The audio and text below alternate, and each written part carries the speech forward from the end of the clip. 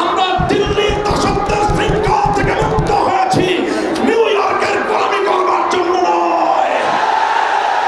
যদি বাংলাদেশকে ওয়াশিংটনের দাস পরিণত করবার কোন পায়তারা করা হয়, আর যদি হিউম্যানিটারিয়ান করিডোরের নামে আমার বাংলাদেশের বুকের উপর দিয়ে যদি বাংলাদেশের সার্বভৌমত্ব স্বাধীনতা হরণ করবার জন্য আমার স্বাধীন জনপদের 1 ইঞ্চি মাটি কেড়ে নেওয়ার জন্য যদি এই অপতৎপরতা চালানো হয়, চলমান এই অপতৎপরতা যদি বন্ধ না করা হয়, তবে আমি সারা দেশের দেশপ্রেমিক জনতাকে উদাত্ত আহ্বান জানাবো, যুদ্ধের প্রস্তুতি নাও, দেশের জন্য যুদ্ধের প্রস্তুতি নাও।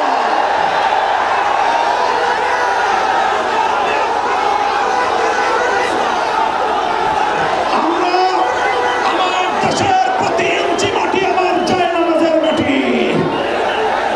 আবার বলছি, আমার স্বাধীন বাংলার প্রতি ইঞ্চি মাটি আমার পবিত্র জায়নামাজের মাটি। দিল্লি বা ওয়াশিংটন, পিকিং বা মস্কো, যারা এ মাটির দিকে চোখ তুলে তাকাবে, আমরা তাদের বিরুদ্ধে বারুদ হয়ে মাঠে নামবো ইনশাআল্লাহ। সংগ্রামী সাথী ও বন্ধুগণ, ফ্যাসিবাদী আওয়ামী লীগকে সন্ত্রাসী সংগঠন হিসেবে ঘোষণা করবার যে দাবি জানানো হয়েছে, মনে করবেন না এটা আমাদের দুর্বল কোনো দাবি। আমরা 2013 সালে ফ্যাসিবাদী আওয়ামী লীগের বুলেটের আঘাতে রক্তাক্ত হয়েছি। 2021 সালে আমাদেরকে হত্যা করেছে, বছরের পর বছর বিনা বিচারে আমাদেরকে কারারুদ্ধ করে রেখেছে। সেই সন্ত্রাসী সংগঠন আওয়ামী লীগকে আবার বাংলাদেশের রাজনীতিতে যদি পুনর্বাসন করবার কোন দুঃস্বপ্ন কেউ দেখেন, তাহলে আমরা পরিষ্কার ভাষায় বলে দেই, তার সঙ্গে আমরা আওয়ামী লীগের চেয়ে ভিন্ন কোন আচরণ করব না। শেখ হাসিনা গিয়েছে যেই পথে, আওয়ামী লীগের দালালরাও যাবে সেই পথে।